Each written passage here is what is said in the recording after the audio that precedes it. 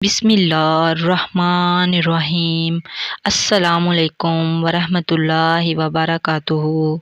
آج ہم بات کریں گے خواب میں حجر اسود دیکھنے کے حوالے سے۔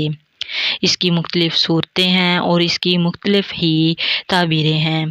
تمام تعبیرات جاننے کے لیے اس ویڈیو کو اینڈ تک لازمی دیکھیں۔ حضرت ابن سیرین رحمۃ اللہ علیہ نے فرمایا ہے، اگر کوئی خواب میں دیکھے کہ حجر اسود پر ہاتھ ملتا ہے تو دلیل ہے کہ اہل حجاز سے اس کو فائدہ پہنچے گا، اور اگر دیکھے کہ حجر اسود کو اکھاڑا ہے، اس کو اپنی جگہ سے نکال دیا ہے، تو دلیل ہے کہ وہ مذہب سے دور ہوگا، کافر ہو جائے گا، اور اگر دیکھے کہ حجر اسود کو پھر اسی جگہ پر رکھ دیا ہے تو دلیل ہے کہ پھر راہ راست پر آ جائے گا، اور اگر دیکھے کہ آب زمزم پیا ہے تو دلیل ہے کہ اس کی کھوئی ہوئی چیز پھر اس کو مل جائے گی۔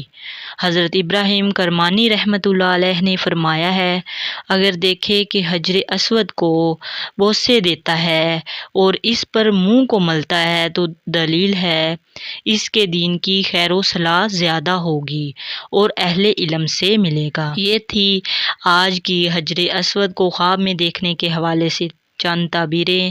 مجھے امید ہے آپ کو میری آج کی یہ ویڈیو پسند آئی ہوگی۔ اگر ویڈیو اچھی لگی ہے تو ویڈیو کو لائک کریں، چینل کو ابھی تک سبسکرائب نہیں کیا تو چینل کو سبسکرائب بھی کر لیں اور دوسرے دوستوں میں ویڈیو کو شیئر کریں۔ تو اللہ تعالیٰ ہم سب کی پریشانیوں کو دور فرمائے، اللہ تعالیٰ ہم سب کا حامی و ناصر ہو۔ اسی دعا کے ساتھ اللہ حافظ۔ السلام علیکم ورحمۃ اللہ وبرکاتہ۔